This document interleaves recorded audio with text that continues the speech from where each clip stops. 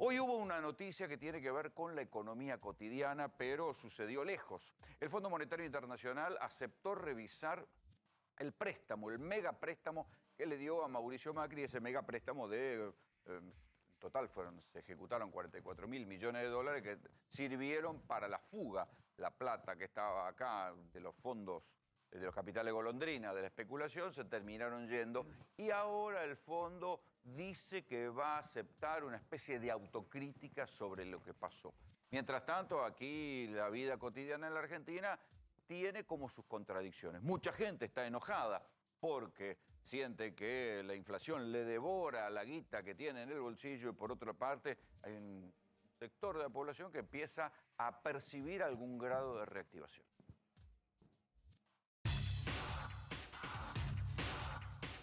¿Notas una mejora en la economía? No, ninguna, ninguna. Son todos unos ladrones. ¿Notaste alguna mejora económica? En algunas cosas. Por ejemplo, La gente a veces en algunas cosas tiene más acceso a comprar. Por ahora no, veo que cada vez está más caro, se trata de mantener estable algunas cosas, pero cada vez están subiendo más las cosas. En el barrio donde vivo, que es en el conurbano, hay bastante consumo, se abren negocios nuevos. Lo vivimos todos los días, esto es día a día. Nosotros que somos amas de casa, imagínate que uno va a comprar, paga cuenta, eso se ve el día a día. No se puede comprar nada, 1 kilo de milanesa hasta 1.000 pesos. Es un desastre. La verdad que no sé porque no lo veo en el día a día. Cuando vamos a comprar, yo estoy con este gobierno, pero no veo una mejora económica. Creo que el problema sigue siendo que no se para la inflación, pero que la economía se está moviendo informalmente mucho. La verdad que no, lo veo más que nada por mis amigos. Hace 20 años que no vivo acá, ¿dónde vivís? en Miami, ¿Cuándo fue la última vez que viniste? en el 2019. ¿Cómo notas la diferencia de precios entre 2019 y hoy? Y veo que han saltado muchísimo. Al principio me cuesta darme cuenta por el cambio, pero después de unos meses te vas dando cuenta que las cosas han aumentado muchísimo. Algo que valía 400, 500 pesos, ahora vale 2.000, 3.000, 4.000. Es bastante la diferencia, ¿no? Los sueldos están igual y las cosas aumentan todos los días. Yo lo veo todo igual y que cada vez va a ir empeorando peor. Yo tengo 66 años y sigo trabajando y tengo un sueldo de miércoles. Y yo veo que la gente gana más que yo con los planes sociales. ¿Y qué crees que va a pasar el año que viene? Y esperemos que esté todo mejor. Esperemos que esté todo mejor. Le tengo una fe tremenda al presidente. Sí, se podría mantener y los sueldos empezar a subir un poco, pero creo que es imposible eso, ¿no? ¿No sos optimista?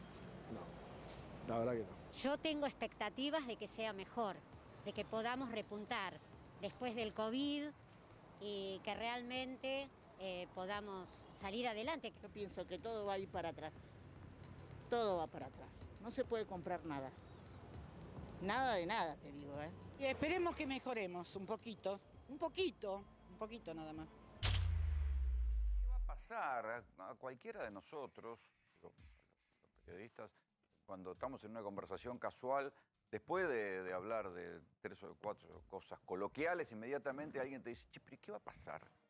Hay una cosa de incertidumbre de esto, ¿qué va a pasar? Y todo está pendiente, cuando uno empieza a analizar las causas y lo que puede pasar, todos dicen, bueno, pero está pendiente el acuerdo con el fondo y el acuerdo con el fondo va a influir en la cotización del dólar y ya sabemos cómo es en la Argentina, que a partir de la cotización del dólar se arman tembladerales. Yo la verdad que cuando me preguntan qué va a pasar, yo no tengo demasiados pronósticos apocalípticos, pero a lo mejor me equivoque. Aquí tengo 2 economistas, Sergio Chousa y Pablo Tigani, para preguntarles a ellos. ¿Qué va a pasar? ¿Qué va a pasar, muchachos? Mira, los pronósticos no son científicos. Esto lo explicó bien en términos de difusión Alfredo Zayat, un periodista que es muy bueno. Vos tenés un diagnóstico con Chousa, con López Murphy, con cualquiera, el diagnóstico es el mismo. Cuando vos vas a un médico y te hace análisis de sangre, te hace esa radiografía, es lo mismo. Todo lo demás es adivinanza. Por ejemplo, ¿qué va a hacer el policy maker? Vamos a ver, ¿qué va a hacer ahora después del acuerdo con el Fondo Monetario Internacional? Segundo paso. Tercer paso, ¿cómo le van a responder los mercados? También es adivinanza. Ahora, los que se ganan la vida... Sí, no solo es adivinanza, sino conflicto de intereses. Totalmente. Porque hay sectores que quieren devaluación, sectores que no quieren devaluación, hay sectores que apuestan a rediseñar la Argentina y otros que no quieren pegarse un tiro en el pie. Claro, hay un club de la devaluación en Argentina que cuando el dólar está barato los compra y los fuga y después vuelve a comprar cosas cuando el dólar está alto. Bueno, para esos la cosa le salió bastante mal. Está planchado el dólar blue hace 14 meses. O sea que lo llevaron a un lugar, el que compró dólares blue hizo muy mal negocio. Entonces, ¿qué es lo que va a pasar? En uno de los libros yo te decía, el gobierno va a llegar a un acuerdo con el fondo y va a hacer lo que hizo Néstor y Cristina, porque el presidente es el que era jefe de gabinete de Néstor. Y Cristina es Cristina, la vicepresidenta. Estímulos a la demanda agregada, aumento de salario. La reactivación económica va a generar recaudaciones con 60% de aumento. Está bien, pero me parece que hay una parte de la población que no quiere saber nada con la inflación. No, está bien. Pero vos recordá que entre 2003 y 2005 la inflación era muy baja.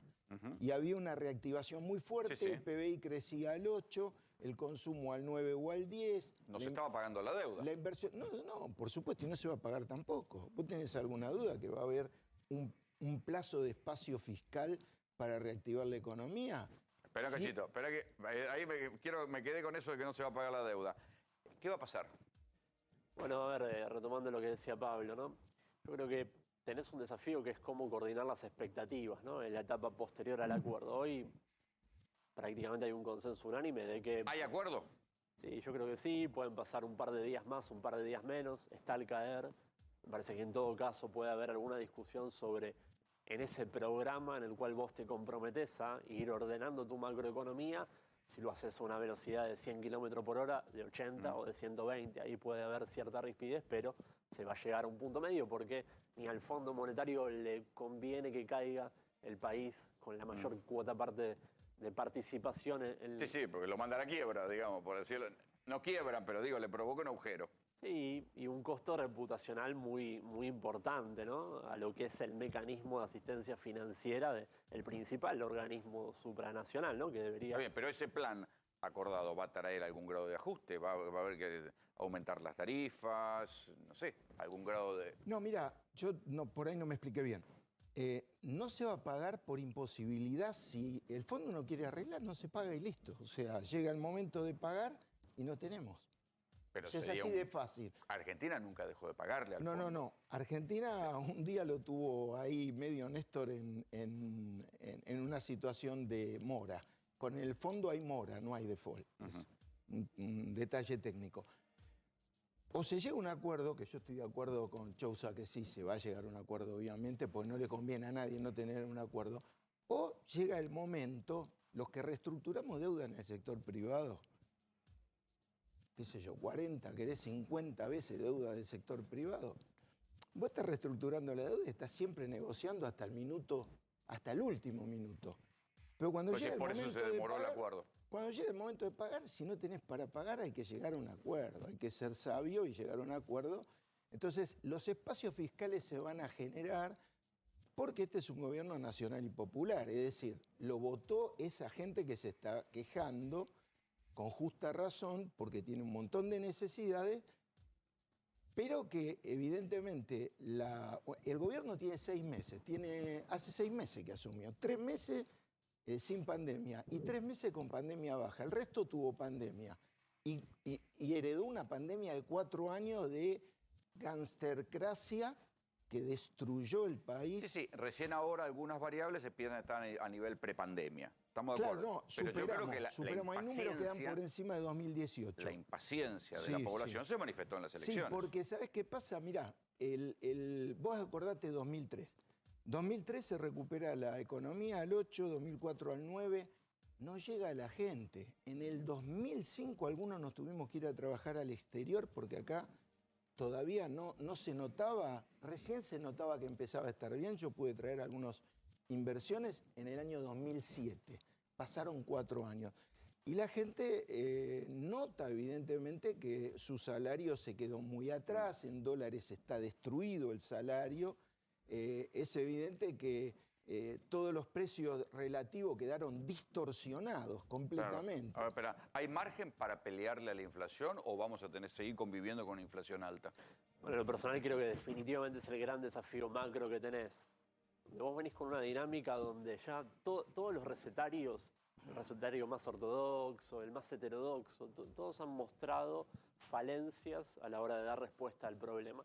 Y me parece que habiendo internalizado... Me inquieta, eso quiere decir leído en castellano, nadie sabe qué carajo hacer. Bueno, y nos tiene que llamar un poquito la reflexión de que vos secaste la plaza de pesos en 2018 y parte de 2019. La no emisión de Macri y la inflación estalló.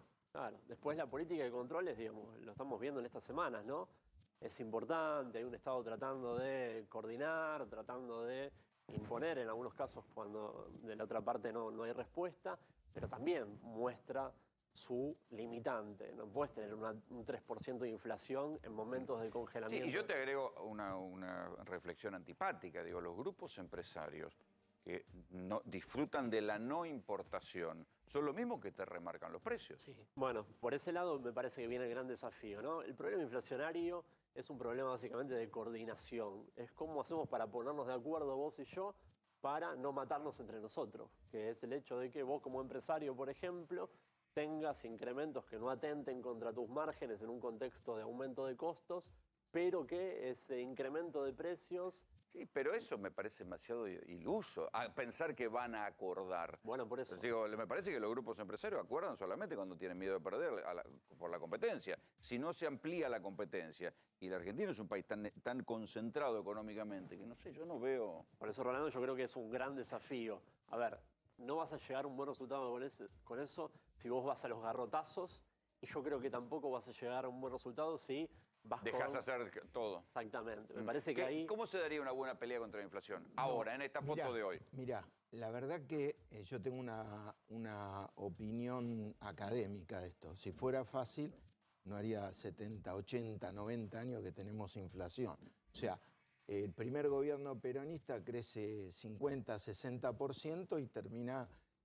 y en los primeros años que crece 25, 30% acumulado, la inflación se va al 30%. Pero antes también tuvimos inflación en el siglo anterior a Perón. La inflación es un fenómeno multicausal muy complejo en Argentina, muy complejo. O sea, no es como dicen los libertarios que solo tiene que ver con la emisión monetaria. A ver, ¿y por qué no lo arreglaron? ¿Cuántos libertarios tuvimos ya? Tuvimos Sturzenegger, tuvimos a Cavallo, que dejó una inflación reprimida que explotó cuando fue... o sea, si vos tenés un ancla inflación... Sí, pero yo te diría, Cavallo la pisó y a su manera, pero a la trompada... Chocó el país. O sea, pues, porque chocó. se habían enamorado, pero Cavallo se había ido y los que siguieron también estaban enamorados de la convertibilidad. Todo digamos, la usina ultraliberal fundamentalista de mercado pasó desde el 96 hasta el 2001, tuvieron ministro, viceministro, directores. Pero llegó de la Rúa y el ministro de Economía era Machinea, que era de la CEPAL, y también se quedaron con la convertibilidad. Machinea, a ver, la diferencia entre Machinea y alguien de Harvard, no de Chicago, pero de Harvard, es de matices, ¿no es cierto? O sea, era un heterodoxo crítico, ¿no? Es una cosa muy light. Machinea lo primero que hizo fue ajustar. Sí. Así que, viste, no es muy cepalino. No, pero digo que me parece que la cuestión de la inflación, hay una demanda social, ya me parece, a la altura. Yo tengo una propia interpretación. Cada vez que el kirchnerismo perdió, y incluso el propio Macri, se van con inflación desatada. No, con el 20... según los estudios privados, Cristina se va con 25% de inflación. Macri se fue pero ya era un problema, ya Macri se fue con 54%. Por eso. Mirá, y Alberto tiene un voto castigo con un 50 y pico de inflación. Está también. Bien, pero Alberto tiene una inflación que todavía no llega al 50%, creciendo 10% este año. Macri se fue cayendo 3% con 54%, con contracción monetaria, con LELIQ al 80%. O sea, a ver, un fenómeno monetario está claro que no es. Sí. Si no lo hubiera resuelto el presidente del Banco Central el último que estuvo, ¿no? Después de ¿El Sturzenegger. acuerdo con el fondo derrama al común de la gente o es solo para la macro? Me parece que en primer lugar es un buen muro de contención para que la situación no llegue a un nivel de inestabilidad complicado para lo social, ¿no? Yo no veo un escenario de ajuste, ¿no? Digamos, se está instalando mucho la idea de que todo nuevo programa con el Fondo Pero Monetario... tenés que hacer cuadrar las cuentas, no puedes seguir emitiendo. Bien, ¿O Rolando, sí? pero mira este año.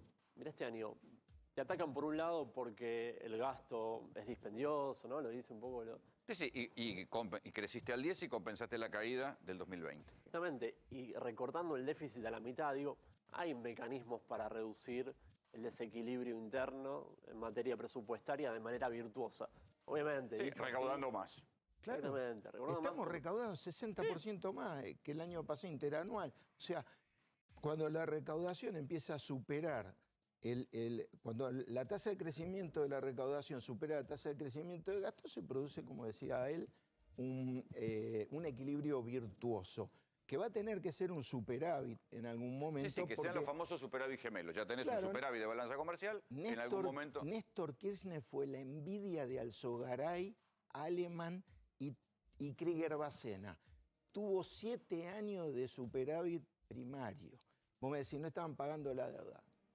Dile como quieras. Lo cierto es que eso no lo logró. Y con ese superávit nadie. después canceló Y la deuda. tuvo 107 meses consecutivos de crecimiento. Pero Cristina no. Entonces, Cristina tuvo en el 2008 la crisis de Lehman Brothers. En el 2007 asume, en 2008 Lehman Brothers, el semestre trágico se llamó, el último Pierde trimestre. la elección del 2009. Claro, la de medio término. 2010 y 2011 crecemos el 9. Al 10, sí.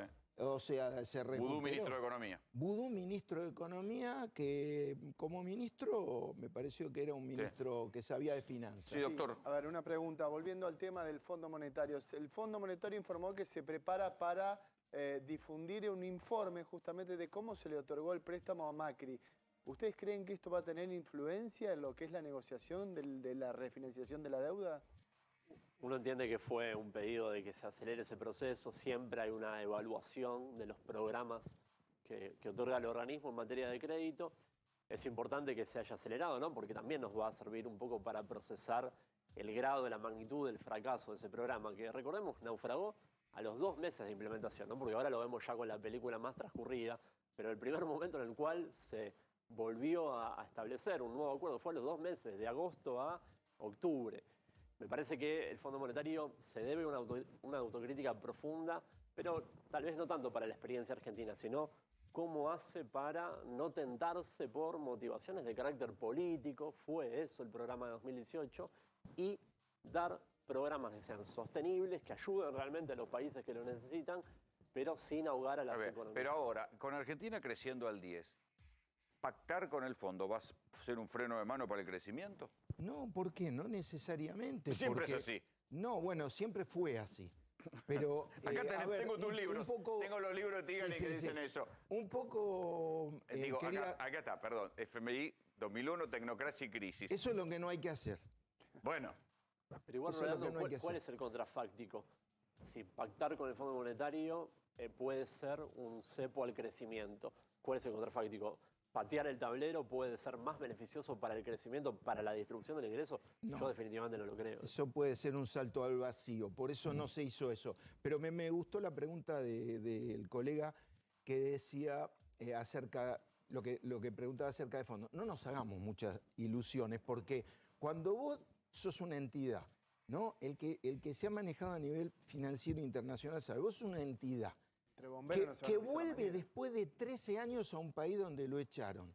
Y en 5 minutos, como dice el prócer, le califican 57.000 palos verdes. Le desembolsa 45 cuando se da cuenta que todos le escribimos a Caldarelli y le dijimos no le des a este que reestructure la deuda con el sector privado. Él, que hace poco dijo Vidal que si tuvieran ellos tendrían crédito. Si tuvieran crédito no hubieran defaulteado en el 2018 y no hubieran reperfilado deuda en peso en 2019. Son impresentables.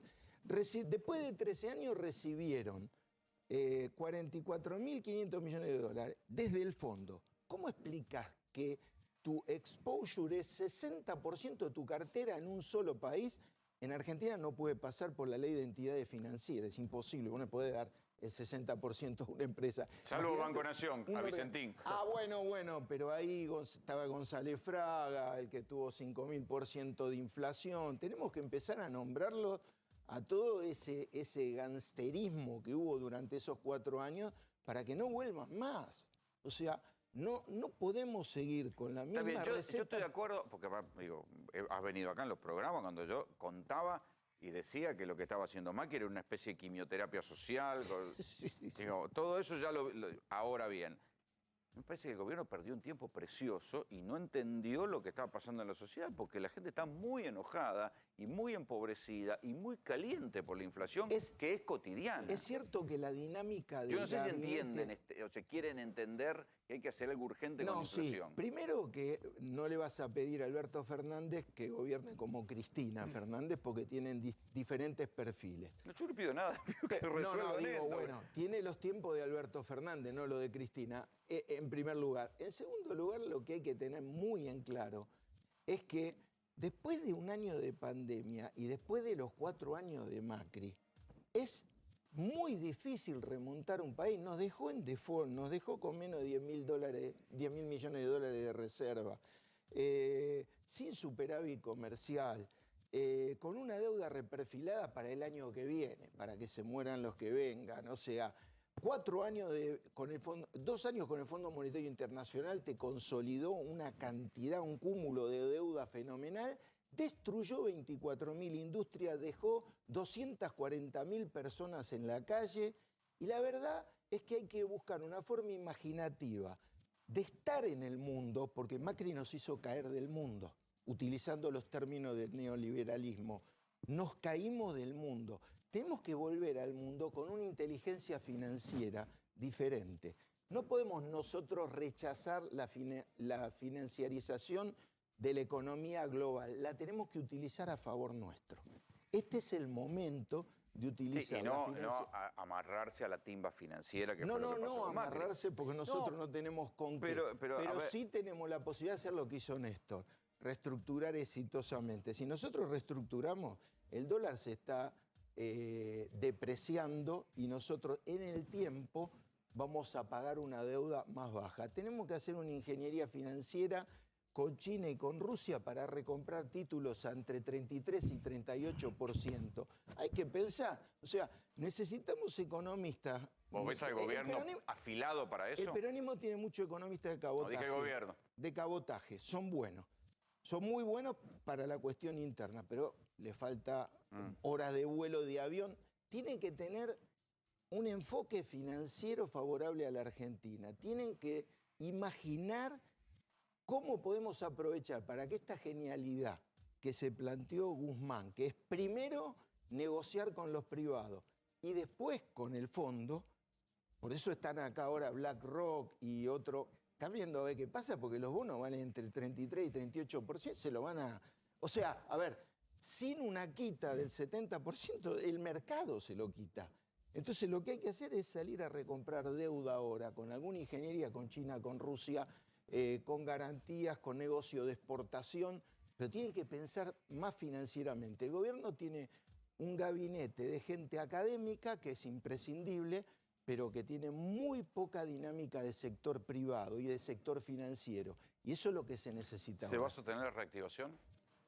Mira, está estrictamente supeditado a la posibilidad de darte sostenibilidad en la posición de reservas, de dólares, ¿no? Este es un país raro porque se funciona sin crédito casi.